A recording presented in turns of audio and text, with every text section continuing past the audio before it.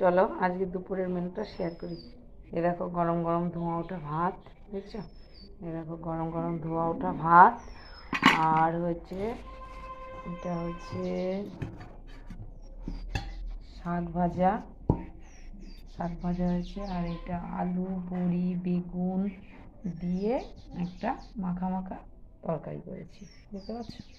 দেখো, আর করেছি এই দেখো ট্যান ট্যানান, দেখেছো?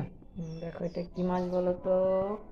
এটা হচ্ছে ইঠে মাছ, না রিঠে মাছ, যাই হোক একটা কিছু বলে, ওটার কারি করেছি।